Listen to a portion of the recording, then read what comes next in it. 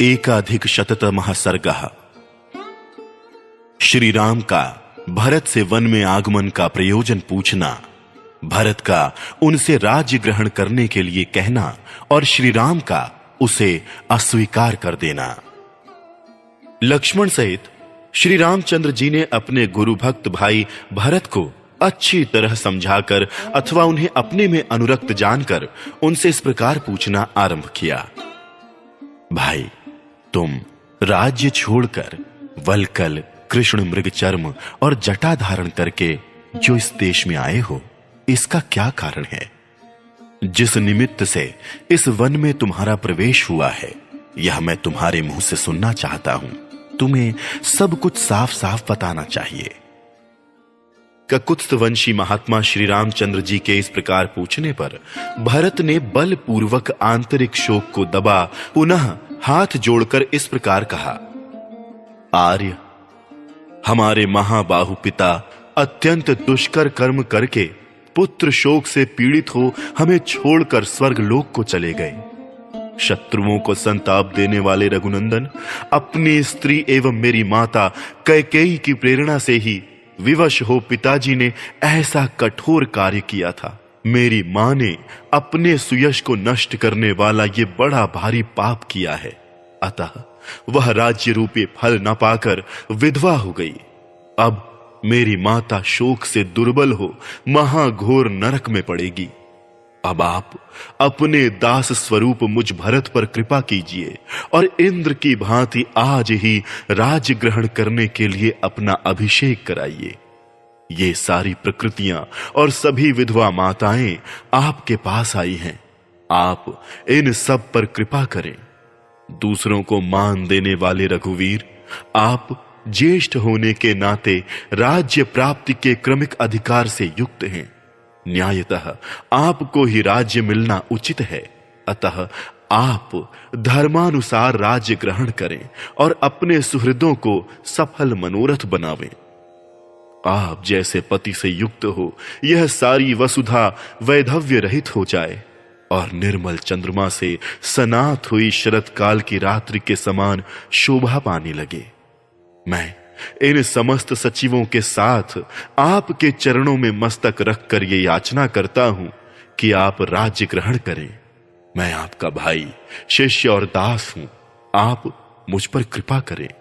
पुरुष सिंह, ये सारा मंत्रिमंडल अपने यहां कुल परंपरा से चला रहा है। ये सभी सचिव पिताजी के समय में भी थे। हम सदा से इनका सम्मान करते आए हैं, अतः आप इनकी प्रार्थना ना ठुकराएं। ऐसा कहकर कैकेयी पुत्र महाबाहु भरत ने नेत्रों से आंसू बहाते हुए पुनः श्री रामचंद्र जी के चरणों से माथा टेक दिया।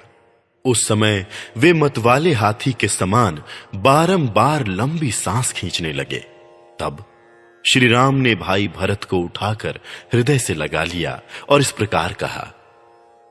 भाई, तुम ही बताओ, उत्तम कुल में उत्पन्न, सत्व गुण संपन्न, तेजस्वी और श्रेष्ठ व्रतों का पालन करने वाला मेरे जैसा मनुष्य राज्य के लिए पिता की आज्ञा का उल्लंघन रूप पाप कैसे कर सकता है? शत्रुसूदन, मैं तुम्हारे अंदर थोड़ा सा भी दोष नहीं देखता। अज्ञानवश तुम्हें अपनी माता की भी निंदा नहीं करनी चाहिए। निष्पाप महाप्राज्ञ गुरुजनों का अपनी अभीष्ट स्त्रियों और प्रिय पुत्रों पर सदा पूर्ण अधिकार होता है। वे उन्हें चाहे जैसी आज्ञा दे सकते हैं। सौम्य, माताओं सहित हम भी इस लोक में श्रेष्ठ पुरुषों द्वारा महाराज के स्त्री, पुत्र और शिष्य कहे गए हैं, अतः हमें भी उनको सब तरह की आज्ञा देने का अधिकार था। इस बात को तुम भी समझने योग्य हो। सौम्य, महाराज मुझे वल्कल वस्त्र और मृग चर्म धारण कराकर वन में ठहराएं अथवा राज्य पर बिठाएं, इन दोनों बातों के लिए वे सर्वथा समर्थ थे। धर्मज्ञ, धर्मात्माओं में श्रेष्ठ भरत, मनुष्य की विश्ववंद्य पिता में जितनी गौरव बुद्धि होती है, उतनी ही माता में भी होनी चाहिए।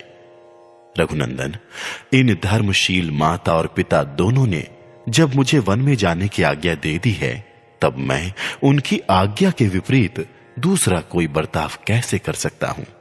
तुम्हें अयोध्या में रहकर समस्त जगत के लिए आदरणीय राज्य प्राप्त करना चाहिए और मुझे वल्कल वस्त्र धारण करके दंडकारण्य में रहना चाहिए, क्योंकि महाराज दशरथ बहुत लोगों के सामने हम दोनों के लिए इस प्रकार पृथक पृथक 2 आज्ञाएं देकर स्वर्ग को सिधारे हैं।